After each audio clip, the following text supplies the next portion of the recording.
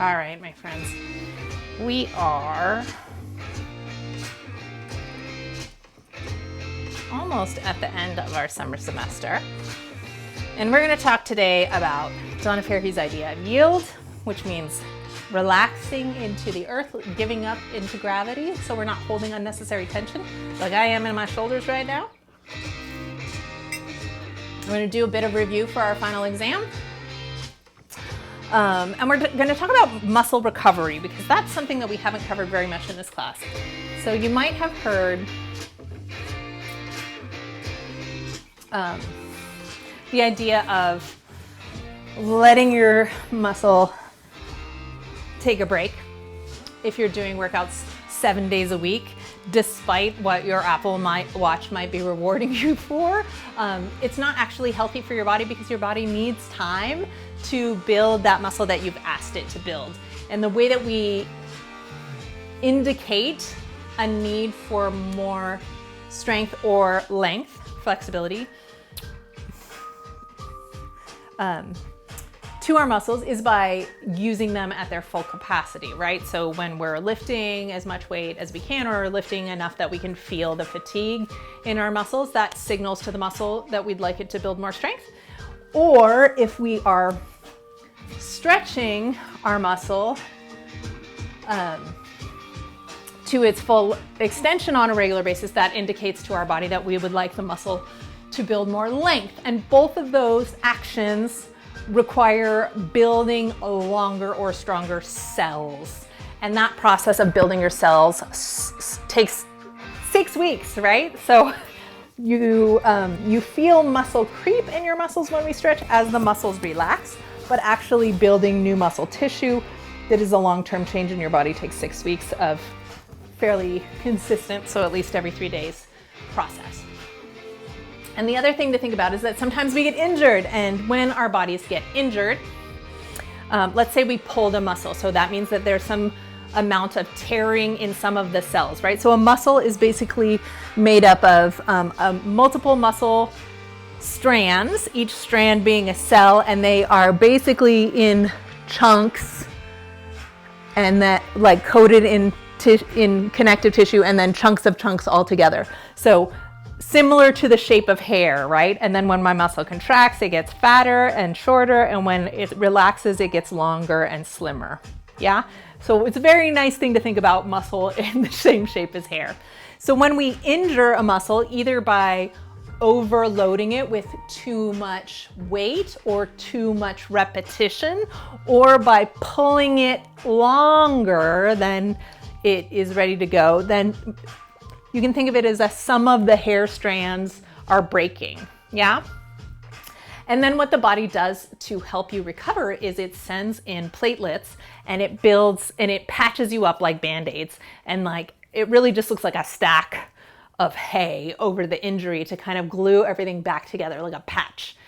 And when you have a serious injury or a small injury that you injure over and over and over again, like for example, tension in your shoulder and you just feel like it's stuck up there, what's happened is that all of that body glue is kind of stuck in there, and stretching and extending the muscle and sometimes massaging it can break up that body glue gunk on the fascia. Fascia just means tissue, and allow the muscle strands to slide smoothly against each other again. So one of the ways that your body does that naturally by itself is to sort of rinse and clean things out after the urgent part of the injury is over. So when you get injured, even if it's a micro injury, the best thing to do to help your body calm down is so your body first will swell to protect you, right? So like basically if you think of swelling and you're like, oh, inflammation, that's bad. If you were out in the wild and you sprained your ankle, for example, your body would swell it up, like pack it full of blood and platelets so that you could escape from a bear. Wow, that's a loaded comment now, because it's basically making a natural cast by puffing you up with inflammation. That's what the job of inflammation is for in that case. And ice will reduce inflammation, right? If we ice our body, then everything kind of cools back down and shrinks back down. think inflammation is hot, expansion and ice is cooling down. So while inflammation is good at first to protect us, prolonged inflammation can add to more, making it harder for the blood to come through and rinse out the old cells that have been damaged and rinse out some of that glue that's not needed once it's starting to heal. So that's why ice is so helpful after you get an injury. So number one, the way to remember this is RICE: rest, ice, compression, right? So that's why we put those like compression socks on, for example, a twisted ankle, is because it helps keep the inflammation down as well, and elevation. So if you put whatever is injured higher than the level of your heart, that's going to help the blood drain out, and with it, that extra sticky goo that's not necessary once we're safely out of danger. So RICE, yeah, and that's also why it's important to make sure that we are taking rest days. And maybe a rest day for you is like you're doing top versus bottom. If you're lifting weights, right, some people alternate parts of the body, but I encourage you to really consider real rest. I know that's hard to believe in our culture. I know it's really hard to believe in your 20s and your 30s, but like, rest is the time when you let your body get rid of that scar tissue so you can function at your optimal health, right? If you're not resting, you are compounding small injuries, and you're also headed for burnout. So like, the earlier you can embrace that rest is joy and life, the happier and healthier you will be. Okay, before we get into our yoga practice today, which I promise you a big lie down at the end, because I know we're doing a lot of talk and then we're going to do a little bit of rushing through things. Let's do a quick muscle recap. These are your abdominal muscles. There's obliques, which are the sideways ones. There's rectus abdominis, which erects you. Yeah, it helps you sit up. Your quads in the front, we talked about. Your glutes in the back, which are not just the round part of your butt, but they wrap all the way around. Maximus, medius, and minimus. Your hamstrings are all the back of your legs. Gastrocnemius, soleus, not quite so important on our final, I don't think. Pectoralis. Maybe latissimus dorsi is on there, because when we first start doing yoga, we often pull our shoulders way up high, yeah? And to connect to the back, which helps us when we're doing balancing, you want to think about pulling down through your latissimus dorsi. So that whole winged part of your body can help you to pull those shoulders down, stay connected through the torso. All right.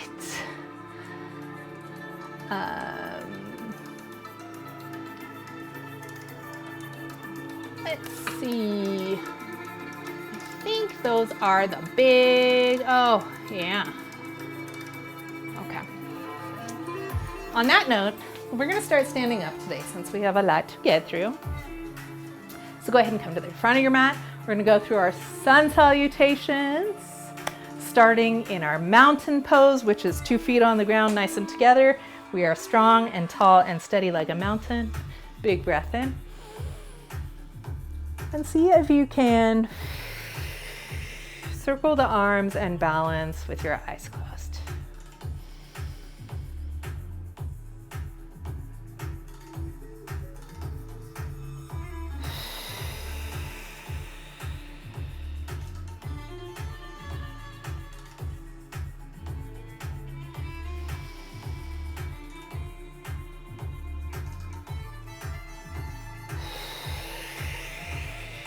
We're going to take our breath in.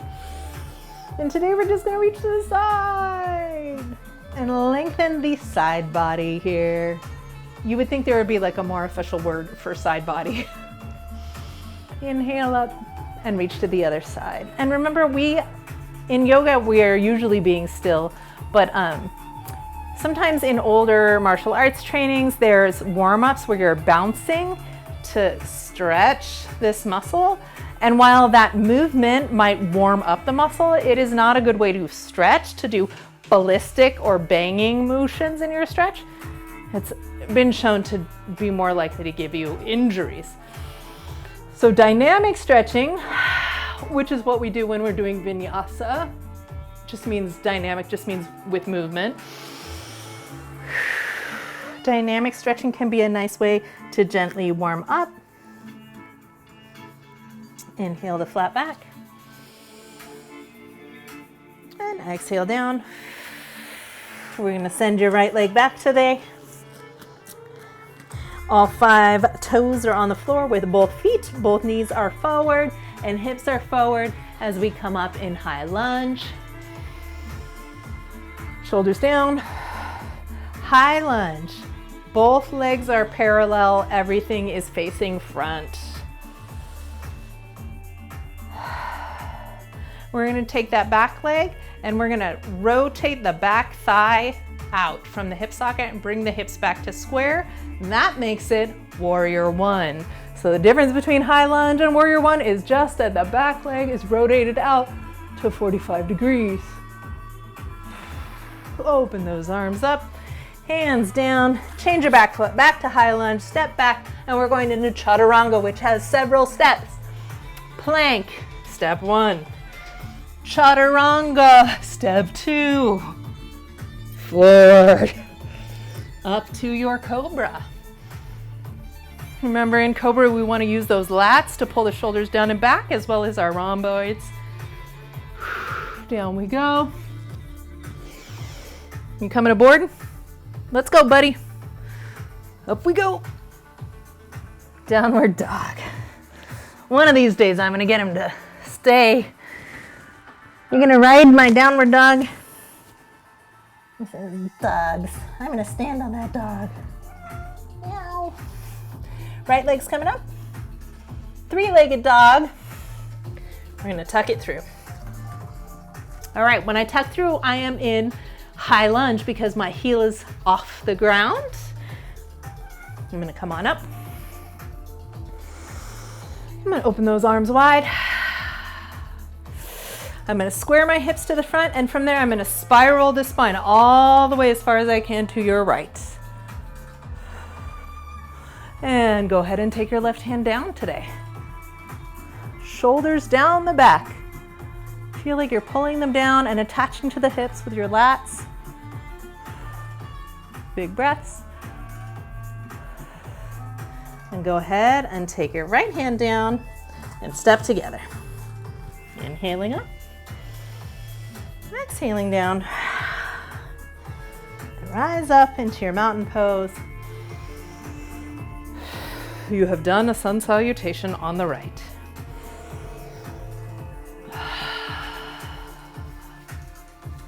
And here we go on the left side.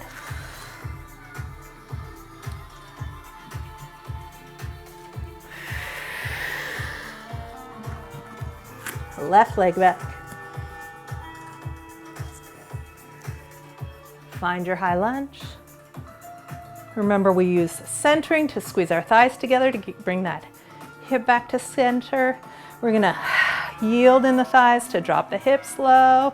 We're gonna center our belly in and our shoulders down.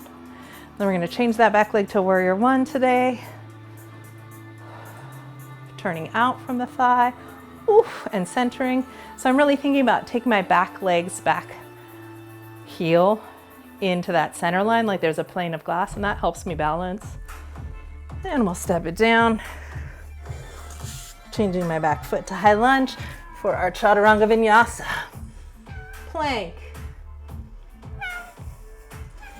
Chaturanga.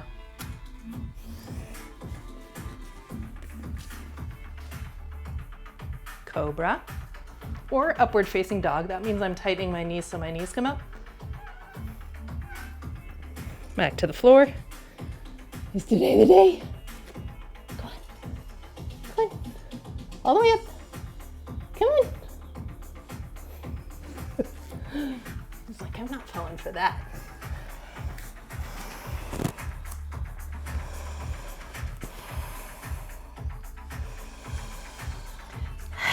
In your downward dog, here's a little check.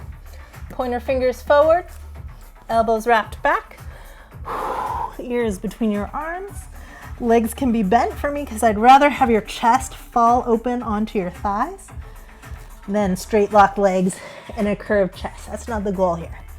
You're gonna get a deeper stretch in your thighs and your whole body with slightly bent legs. And your left leg's coming up for a three-legged dog. And we're gonna step right on through. High lunge. Coming on up. Yield the shoulders, yield the hips. We're gonna twist to your left. I'm using a lot of abs here to try and get a straight torso. Finding your breath. And hand to the floor.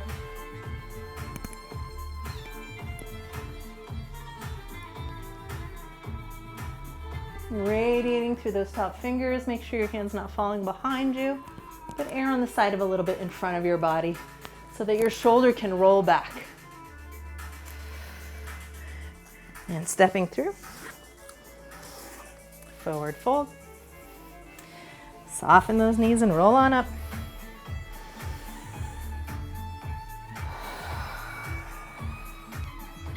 We're gonna extend our arms up and take one leg back for balancing stick or warrior three. Shoulders are down, hips and shoulders are squared to the front. And from there, choose your own adventure about which bus stop you are leaning to. Don't let this hip open in your warrior three. The practice is, no matter where your leg is, one line and you're folding with both hips even to the ground here.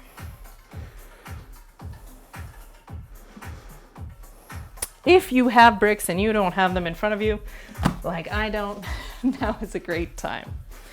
All right, so you can also hold them in your hand.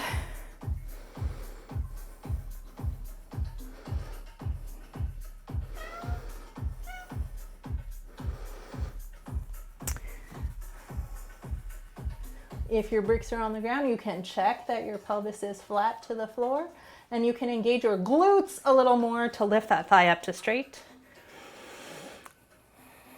Open your hips and zip up your arm to come to half moon. Oh, look at us, we came from the top. As promised, take it back down, hands, close hips, stepping back. Bricks to either side of your foot. We're gonna turn out the hips and let go of those bricks and come to warrior two. In warrior two, our whole body is facing the side of your mat. The front knee is opening, rotating open. So the front knee can go forward, shoulders can come down. Hips are always sassy when we start this pose, so we wanna settle them down. One rectangle here, shoulders and hips, yeah? All 5 toes on the ground, your whole side of your foot on the ground. Make sure you're not like rolling out, or should be a nice flat foot here. If you can't get this leg all the way 90 degrees pointing away from that leg, it's not the end of the world. You can sneak one leg forward a little bit, but keep working towards opening all of this in your warrior two. And the icing, the cherry on top is your drishti, which is your focal point. So once you are starting to get the gist of a yoga pose's alignment, we add in a focal point or drishti, and that can sometimes help your balance, but also helps your mind to focus. So for warrior two, the drishti is out over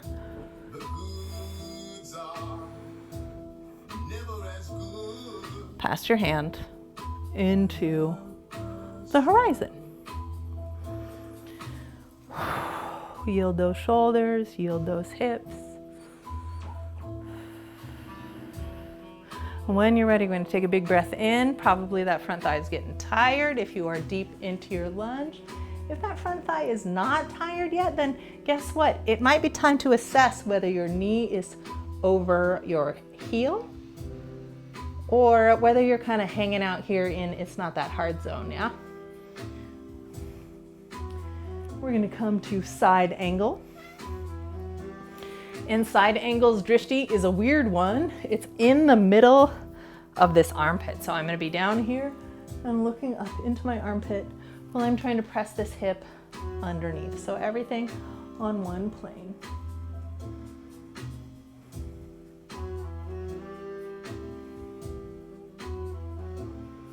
And I'm gonna come on up to crescent pose.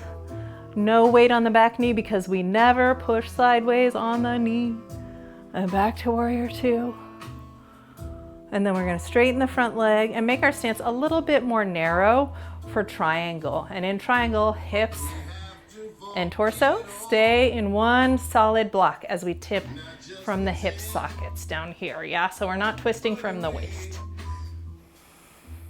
I'm trying to keep my shoulders revolved open, release in the outside of that hip, and find a place to put your hands. Anywhere except the knee.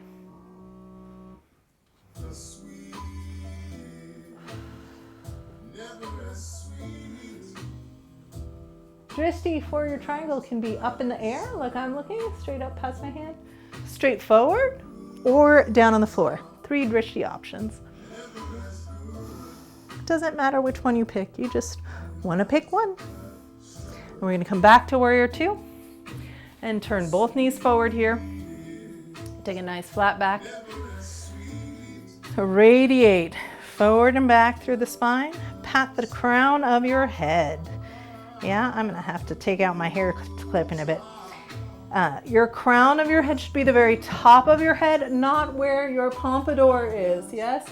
So not your hairline, but the very center of your head is where the weight goes when you're putting weight onto that head.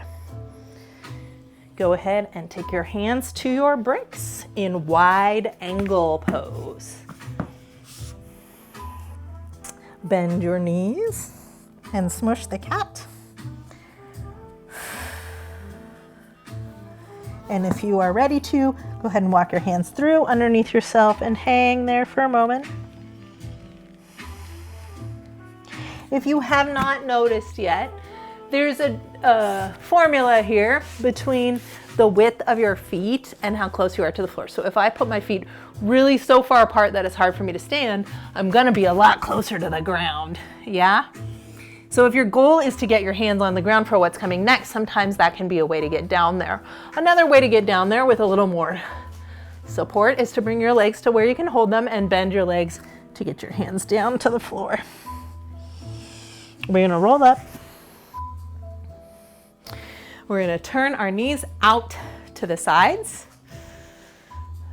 Your booty probably is sticking out because hip flexors are tight, and we're going to tuck it down and open our knees by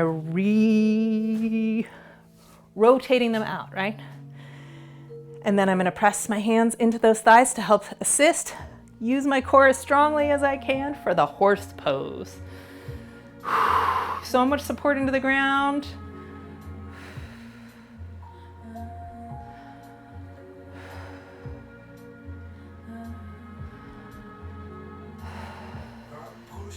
Big breath in. Exhale, push it out. Inhale, pull it in. Exhale, push it up.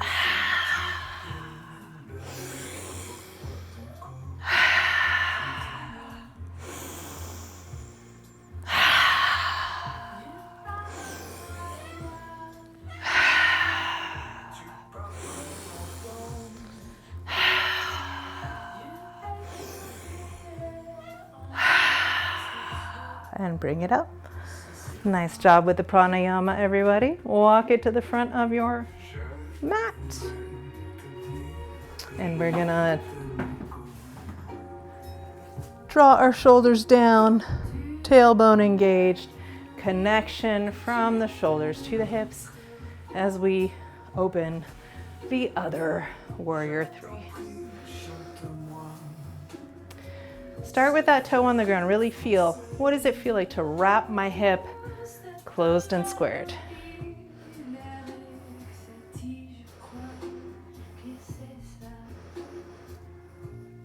I'm going to find a brick.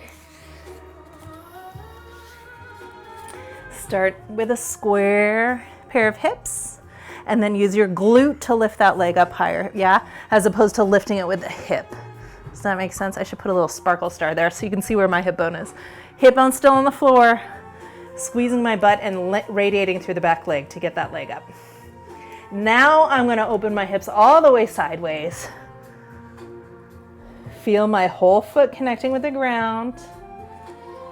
This front brick is about 16 inches in front of my foot and slightly outside of it. I don't know why slightly outside, but it sure helps. And then zip your arms up, shoulders down, core engaged, supporting into the brick and the floor, half moon pose.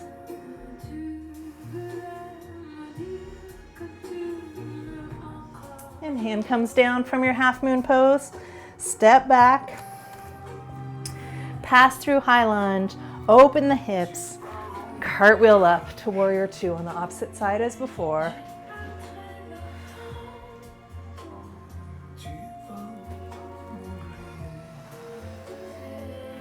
Find your focal point. When I do this one, I really like to imagine like rolling California hills and a sunset. Just gazing out into the sunset. Calming your nervous system down. Seeking to yield.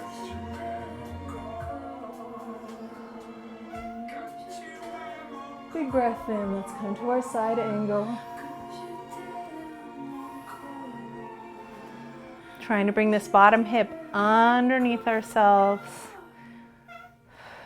Shoulders down. Drishti into the elbow if you can.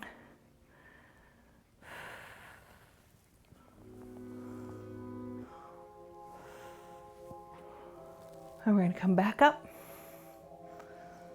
Press the hips through for crescent pose. And whether we're leaning back in crescent pose or straightening both legs, bringing them together and coming into triangle pose, we never press on the knee. Yeah, knees are gentle. We only get so many per lifetime. Find a place to put your hand. It can be on a brick. Brick can be in front of or behind. The thing about putting it behind is that some people tend to roll forward. So there's sort of some argument about whether you want to keep it in front or not, because your goal here is to get these hips all the way flat, to let your gluteus medius and minimus expand, and get a nice straight spine here with open shoulders. I'm definitely pulling my shoulders down to stay in this pose. My back leg is straight. All parts of that foot back there are on the floor. And I'm radiating through that spine. Lovely. Go ahead and fold it down. We're going to come straight into our low lunge. Low lunge is square like a high lunge, but the back knee is on the floor. And I'm going to press up into another version of a crescent arms over a low lunge. And then we're going to come back and stretch that hamstring. We're just going to flow a little forward and back between these two stretches. I'm curious to know from those of you who are practicing asynchronously, as well as those of you who are here today, how your body feels after last Zoom. We did really deep hamstring stretches and hip flexor stretches on Monday, and man, I got myself. Woo! So how are you guys? I hope you're okay. Sometimes it's just one class that does it, and sometimes it's sort of my combo of teaching, so let me know. All right. We're going to take that back leg up, walk with your bricks if you have them or not, to the other side, low lunge, yield that hip.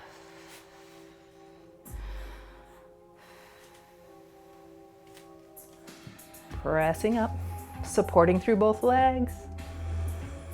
Finding your breath, relaxing your shoulders. Come on down. And then we're gonna walk back to the middle. Both our legs straight and parallel. So knees and toes are pointing the same direction that my hips are stretching. And if you have bricks, you can use your bricks. And you're gonna walk yourself down a little bit. And we're gonna take a little moment to relax here in the middle. This is a wide angle forward fold. And from here you can eventually put weight on your head, and you can do them in several ways. This semester we have not taught the tripod head stance. It looks like this. It's your head and two hands making a triangle.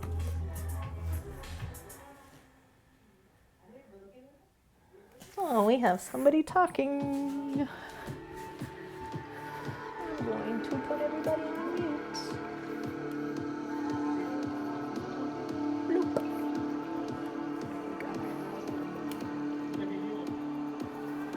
Okay. Sorry about that, guys. All right, so we're going to talk about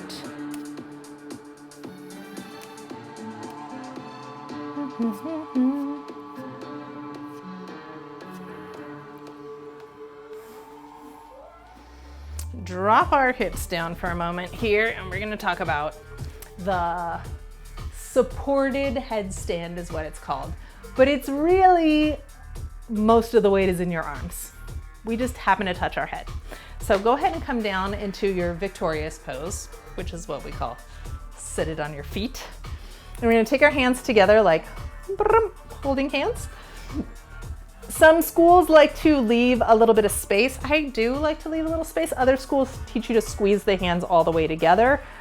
Both are correct, just depends on your body shape.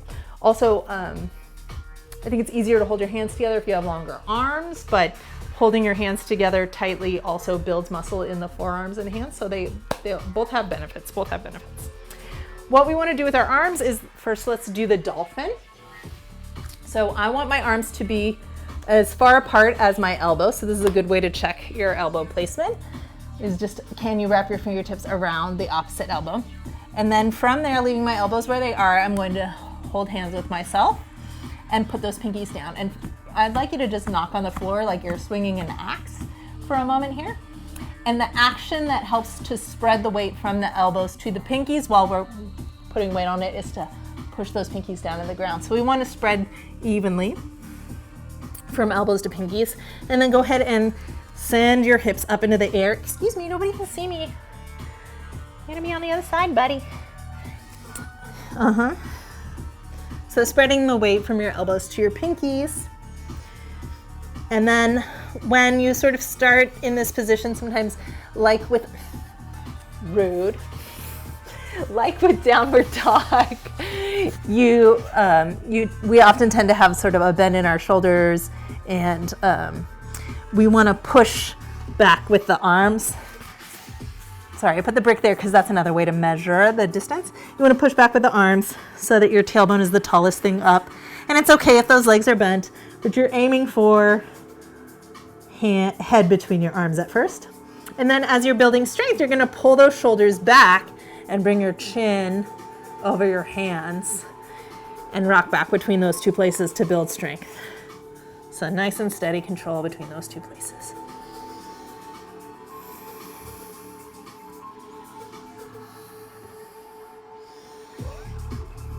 Good. All right, come on down from there. And then we're going to talk about head placement.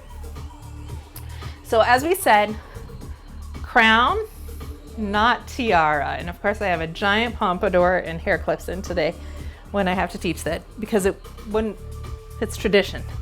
Would you hold my hair clip, please, unicorn? Thank you. Okay, so kinesthetically, I'd like you to wake up the top of your skull. So go ahead and pat yourself on the head, pat a friend on the head. Yeah? That spot is where we're going to put some weight. Earlier this semester, we talked about chin poke, remember? Ooh, yeah. So when we are putting weight in the head, we don't want to be compressed or collapsed in the neck at all. So we don't want our chin to be up If we were putting weight on our head on the tiara, it would mean that this cervical spine is in a C shape. If we are putting the floor against the center of our head, then we're drawing that chin back to get the top of the head against the floor, and we have a long and supported spine. Yeah? So let's go ahead and add those things together. You don't have to come all the way up into this. We will start with, and also if you are in a room that has a wall right next to it and you're really feeling a little bit shy about going up, you can totally do this against a wall. So I'll demonstrate one time against the wall. But first, you get fluff stuck to me. You're gonna put your hands down. I prefer open hands because I really like to put my skull right here into this gap. And without taking your knees off the ground, because I just want you to feel your head, you're gonna take your skull. I'm gonna move this hand so you can't see, so you can see. And you can see how if my nose were down, if my weight were on the tiara part of my head, then my neck would be collapsed. So if I draw my chin down and look back, then the crown of my head, excuse me dude, is on the floor. And that's what I want. So I wrap my hands around the back of my head, and before moving on, I just want you to roll your skull on the ground and feel those different spots. If you're feeling very certain that your flat part of your head is on the floor, and remember, you can always take your hips back to come out of this at any time, then you can check that your elbows are shoulder width apart. Roll your shoulders back 3 times. Yeah, so you have a nice long neck. Draw your belly button up to your spine, so belly lock, shoulder lock down, and then you can press up to be on your head and just feel a little bit of weight there. And if you feel anything in your neck, you just drop your hips back down. I'm sorry, my cuteness, but you are not helping today. Yeah, all right. So if you're up against a wall, I find that I need a couple of inches away from the wall, probably, I don't know why, but I'll probably leave like the width of a palm maybe between my hands and the wall when I set up. Same thing, I check my elbows are shoulder width apart, stomach's in, press up. Yeah?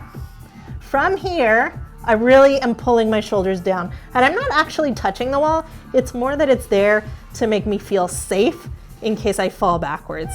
But if I did fall backwards, I would just roll like a somersault. All right, so you notice I moved on into the next thing, which is your wide angle supported headstand. And I would say, I see so often people try to kick up into inversions. Please don't kick up. Kicking up means that you have to catch your weight from falling on the other side. People do it a lot when they're first learning against a wall because the wall will catch your weight. But what you want is to be able to build the muscles to support your balance, right? So if you're just kicking past them, you're not feeling them engage and gather up the effort. So one more time. And the way that I get into it is I'm in the downward dog pose with the body first, and then I'm gonna walk my feet out to the sides.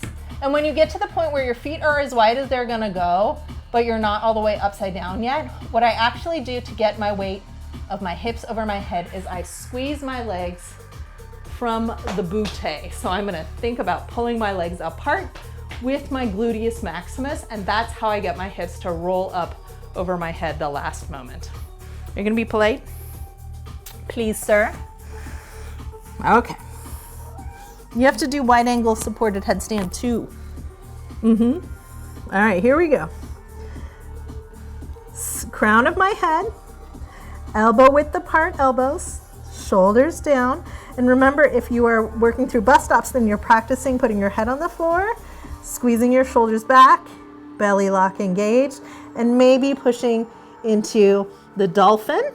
Yeah, so dolphin is bus stop A, and that is challenging more than a bus stop A normally is, but dolphin is bus stop A here.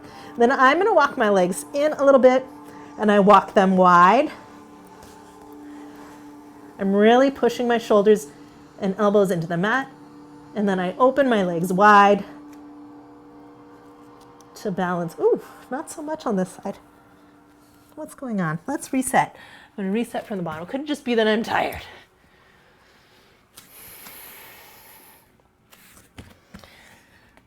You know what? I think I didn't feel like I was really pushing my pinkies into the mat. I think that was part of me not being totally supported through the ground. So I'm going to try thinking about that some more. Sit.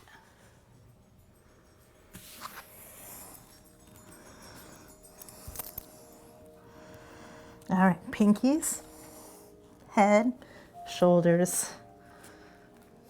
Yeah, that feels better. Long neck.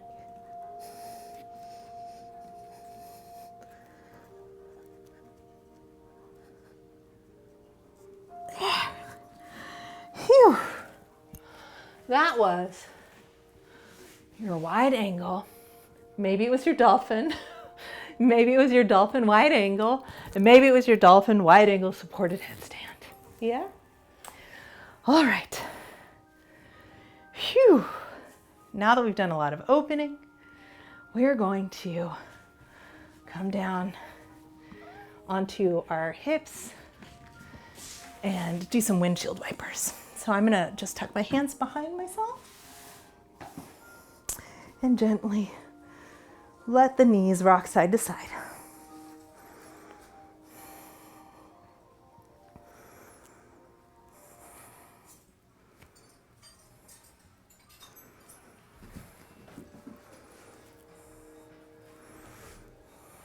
Relaxing those hips.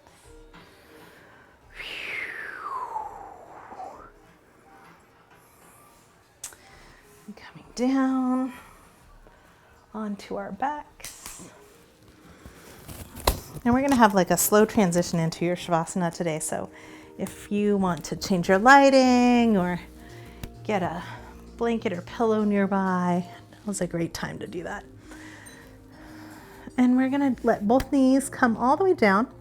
Let's say to our right, yeah? And I'd like you to think about that right hip especially opening up and that right leg going down and across the body. So I'm pointing that knee towards the ground, but then I'm also pushing my hip open. And I'm going to bring my belly to the floor to switch sides. And now I'm going to try and open up my left hip socket.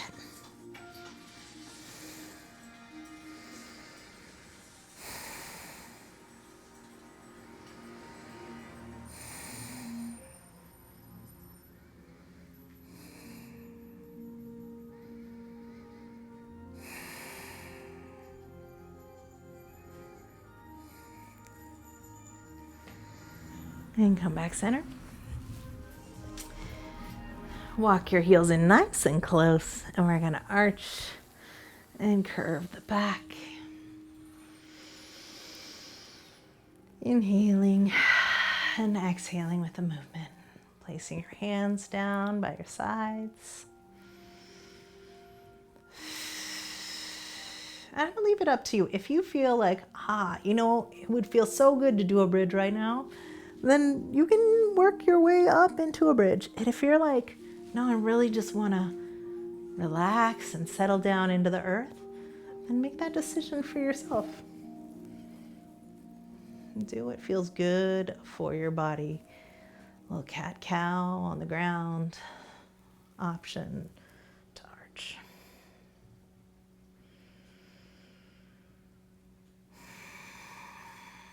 And everyone, please bring your knees into your chest and hug them tightly straight down.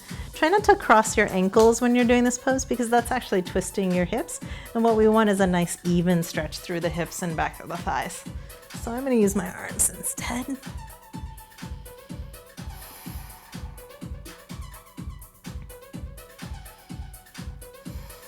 And I'm going to let my right leg go down and my left leg come across the body in a twist. Big breath in.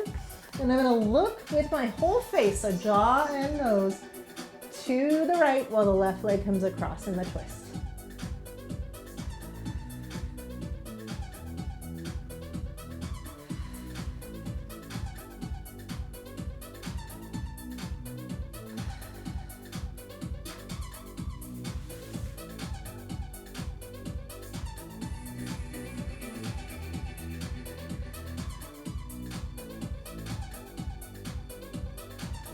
Oh. Surprise back crack.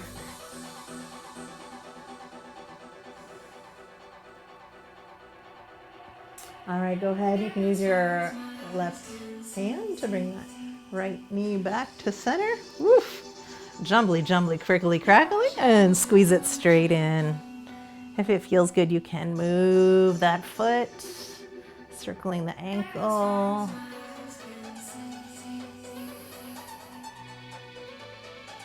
We're going to bring the left leg in and switch sides. So right leg's going to extend.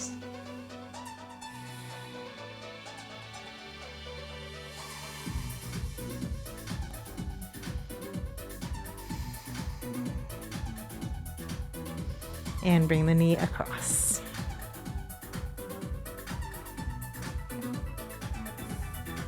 Remember to turn your face away so that your whole spine is getting stretched. Remember, your spine starts all the way down here in your tailbone, goes all the way up through the back where we normally think of it, and continues all the way to where it plugs into your skull.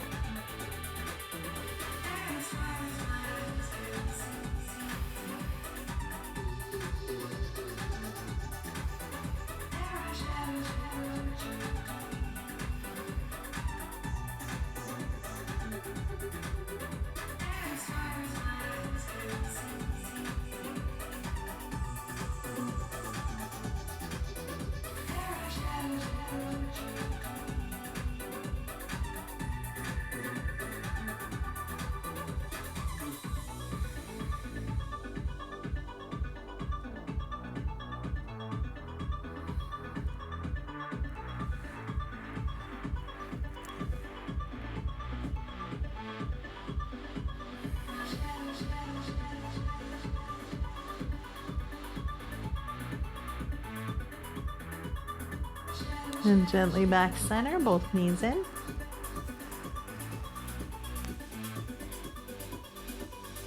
And squeeze the knees to your chest.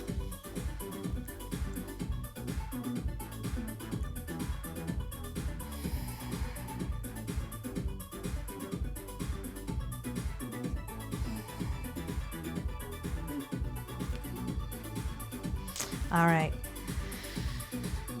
If you want, bow. Yeah, so upward, we did bow yesterday on Monday, grabbing the feet behind you. If you're not feeling the bow, you're just gonna rock through the hips one more time and release. If you would like to find upward facing bow, we take our fingertips, we place them underneath our shoulders, and you're gonna have to work to get the flexibility to put your whole hands flat on the ground right here. So you can see that my fingertips are underneath its own shoulder and my elbow is up.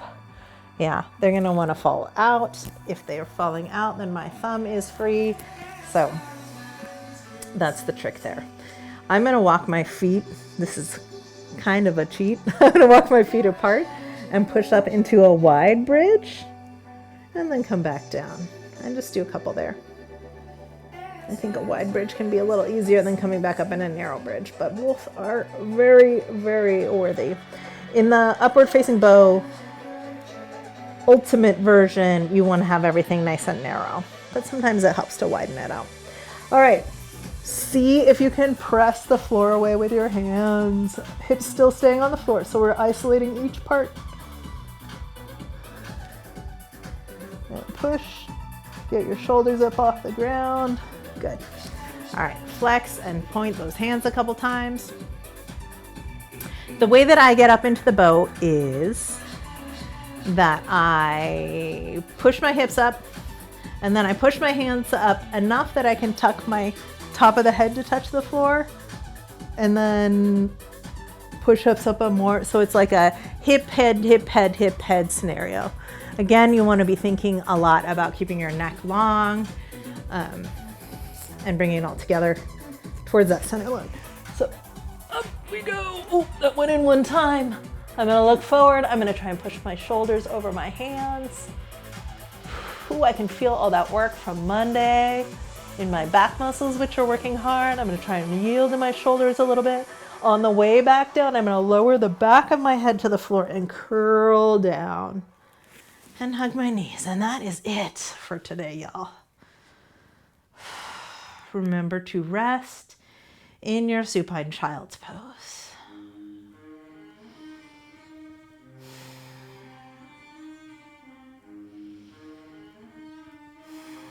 And go ahead and slide those feet out.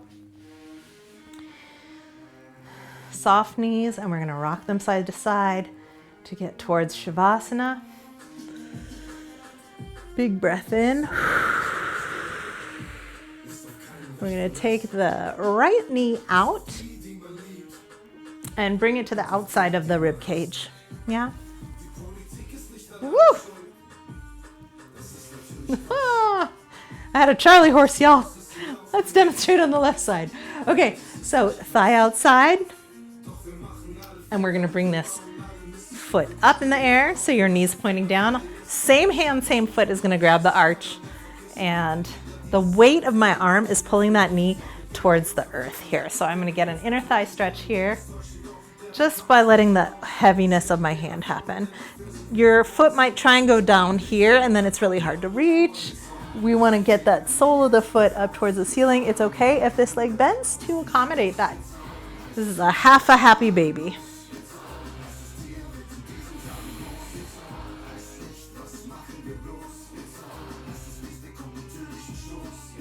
And go ahead and bend that foot and switch.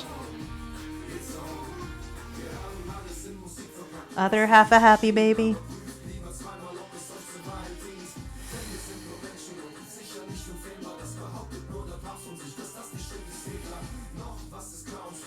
And we're going to take that leg, let's take your right leg over your left, and we're going to grab both feet and just pull them into your chest. So if our knees are pointing together here, this is the legs for the cow-faced pose, right?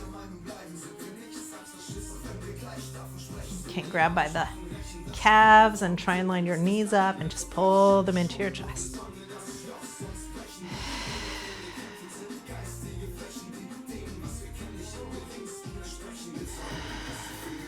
Good. Go ahead and release and swap.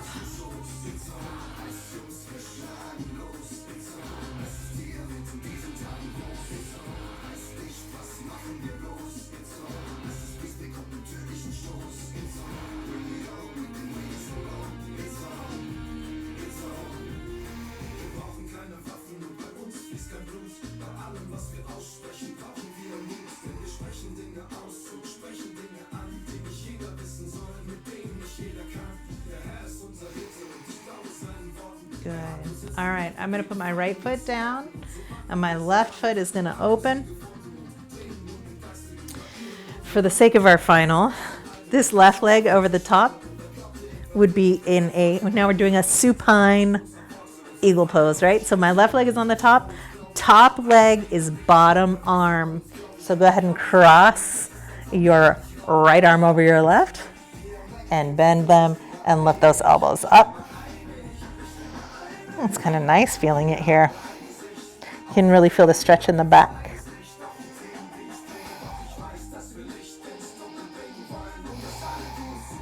And release. And we'll switch our legs for another supine eagle.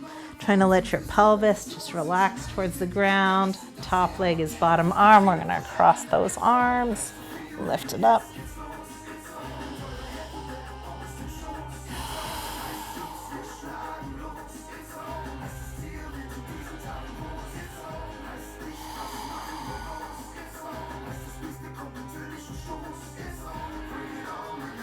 And release those arms. Open the right leg. And we're going to lift the left leg up. So this right leg is open.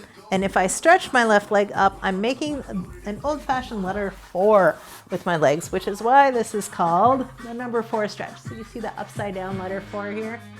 Yeah. I'm going to take this bent legs, same arm, and reach through the legs. Other one goes around, so I'm grabbing the straight legs thighs, and I'm going to pull towards myself, pull the thigh towards myself, which opens this outside of the bent legs hip down here in the hip flexors. If that's not enough for you, I sometimes bend my elbow to push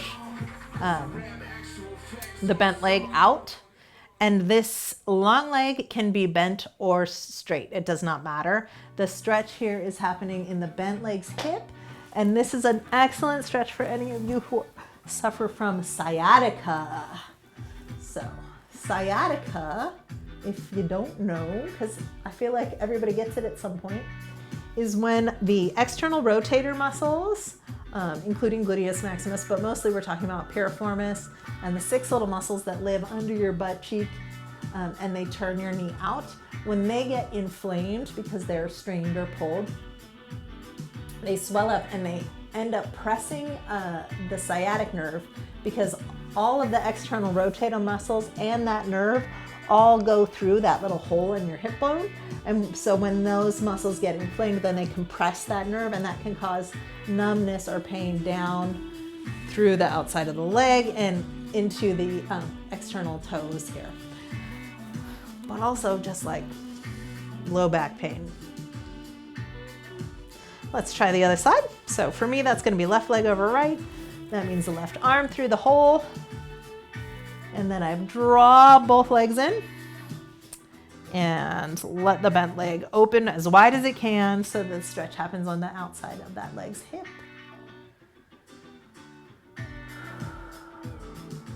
I'm noticing today that I've been carrying some tension in my jaw. So while I'm opening up the external rotators on my hip, I'm also sticking my chin up in the air to stretch these jaw muscles. And then you can also move your jaw left to right. And usually when it's really tight in there, that initiates a yawn, which is very healthy. So yawn it up, my friends. Open your mouth as wide as you can.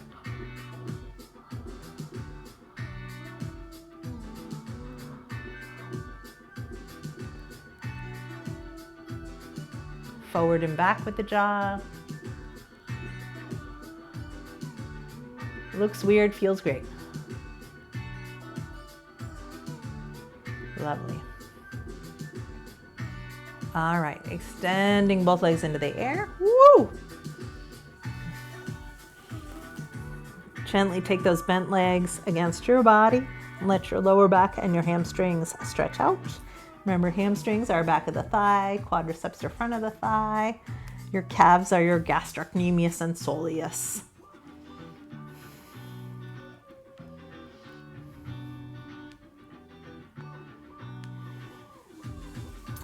And in yoga, basically anything that compresses the stomach is said to aid with the digestion. So when we pull this knee into the chest, guess what the layman's term for this pose is? It's the wind relieving pose. Very handy for after a big meal, like in the fall whenever we have class before Thanksgiving break. I always make sure to teach everybody the wind relieving pose so you can sneak into the other room, help yourself out if need be. Having done both sides of the wind relieving pose, we're gonna lay on our sides. Doesn't matter which side, but I'm gonna start with right.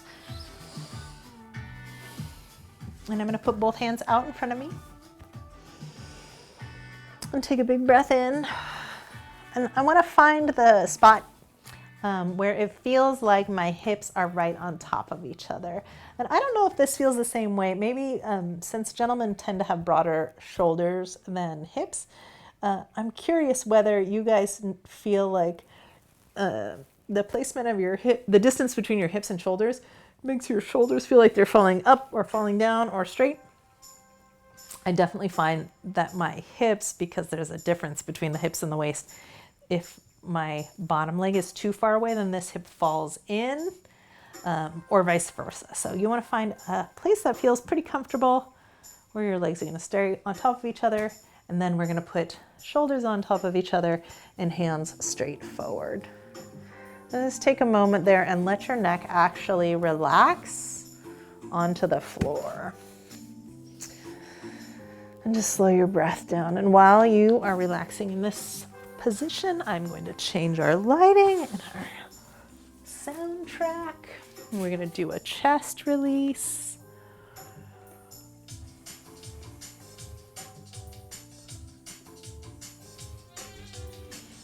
We're going to start by breathing in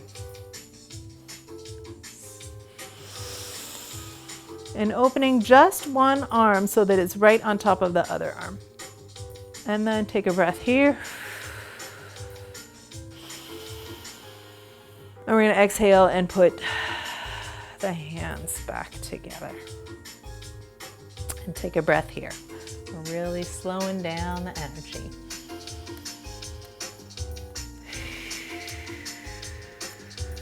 And then we're going to take in our next breath. And let that arm come up.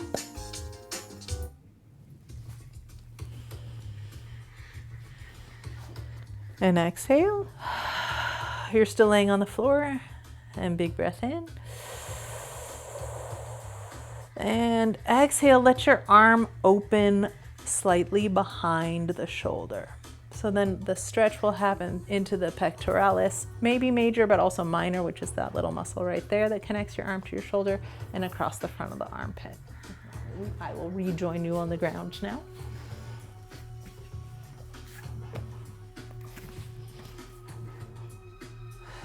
And we're going to inhale that arm up to the sky like someone's lifting it, and exhale, go ahead and place both palms together and take a breath here.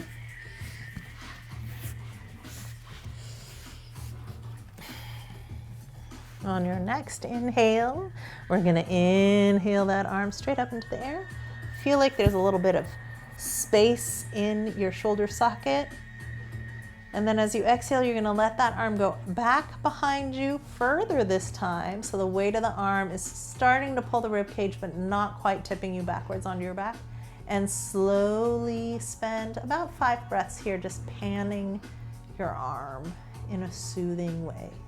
So I'm going to take the pinky down towards the hips and up behind my head a little bit.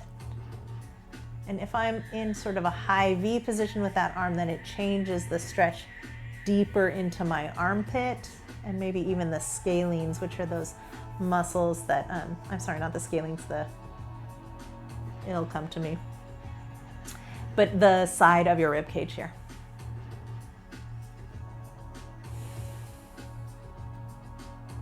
And inhale that arm back up. Exhale, hands together. Notice how your shoulders may have shifted. And we're going to inhale, hand up again. And this time we're going to exhale and let the shoulders open all the way down to the ground. And once you feel your shoulder touch the ground, go ahead and roll your face in the direction of the hand. And we'll rest here in this spinal twist. Big, deep, soothing breaths.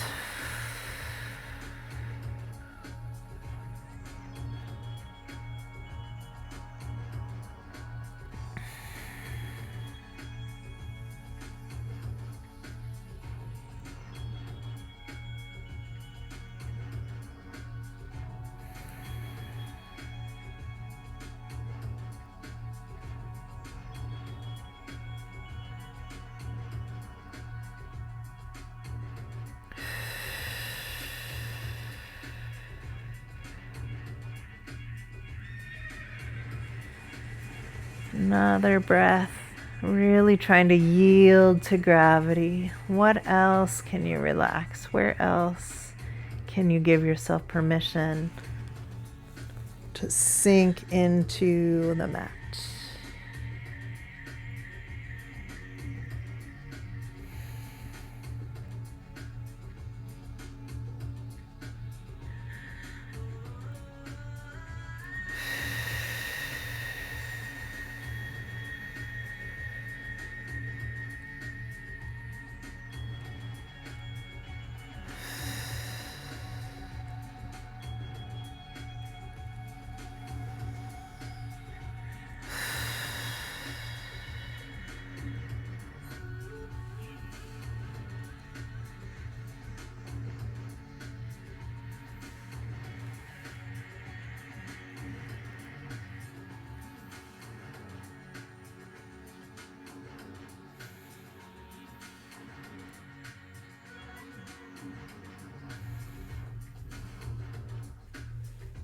When you're ready, back arm's gonna inhale up and let those fingers lift your shoulders back on top of each other, and exhale your palms together.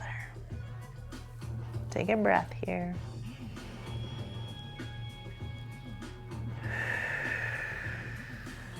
And when you're ready, we're gonna switch sides.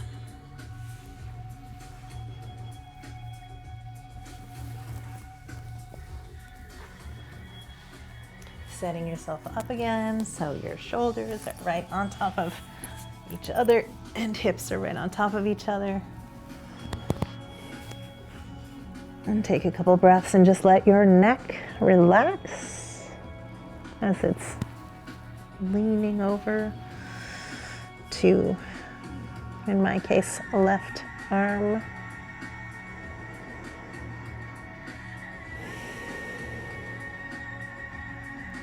And big breath in. Arm floats up in the air. Just feeling space here.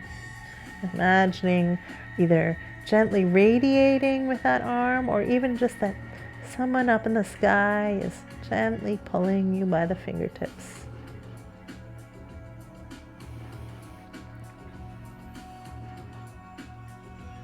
And sometimes just that can be a really pleasurable stretch through the fingers, the palm, the forearm, the arm muscles. And exhale, bring it back down slow and steady. Reconnecting those fingertips. And we'll inhale up. Leaving the shoulder where it is and slightly letting the hand go behind the body. Gently and spaciously.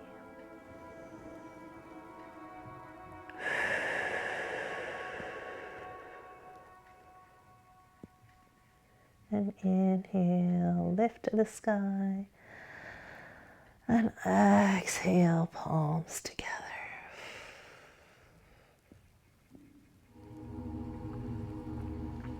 Inhaling up. And exhale, take that hand back.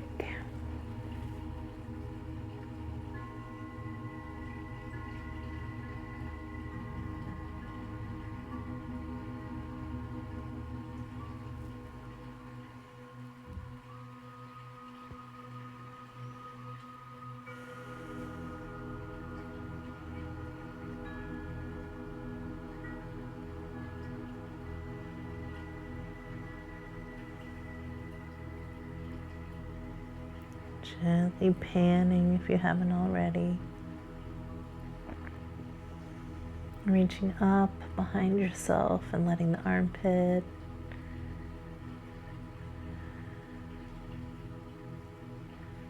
open up.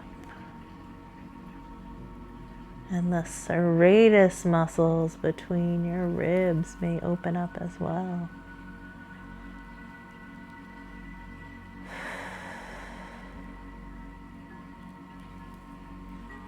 Inhale that arm up. And exhale, gently, hands together.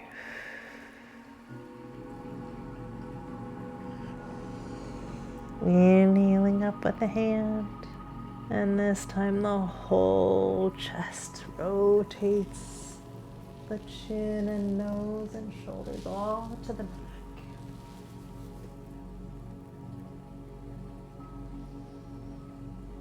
Give your neck permission to lengthen and release.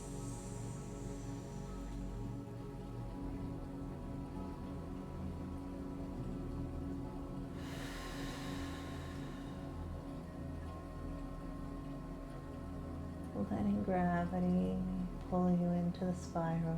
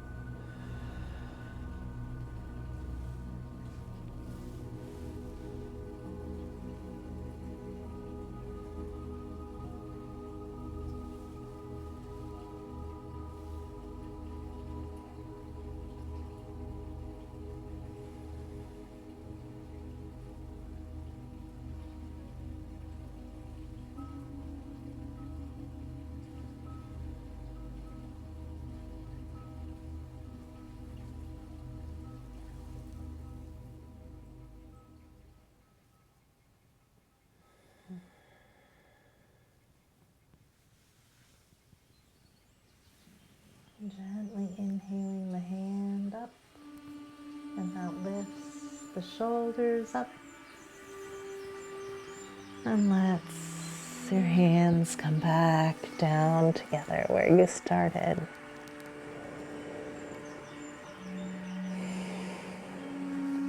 And when you're ready, rolling onto your back.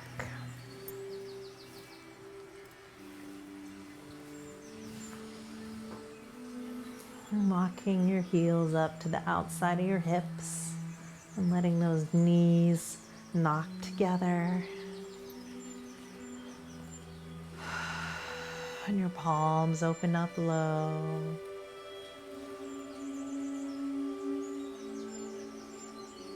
And take some time here to allow your chest to release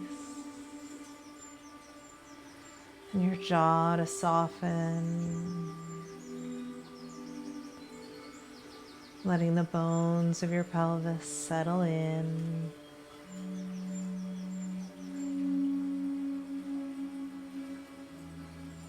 And letting your eyes close and your focus come to that softening breath. Long and slow and steady.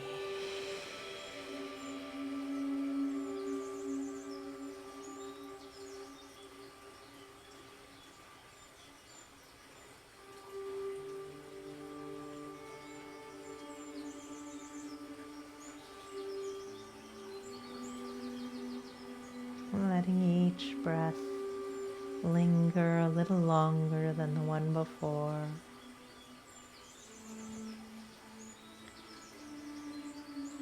Inviting yourself to slow down, to rest like a leaf on the top of the water, or even one that softens and floats down to the bottom of the river.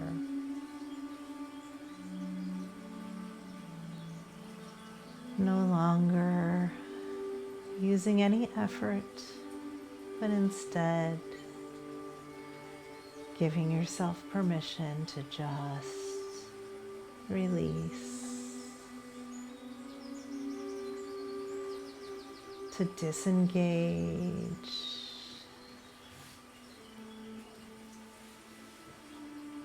to let go.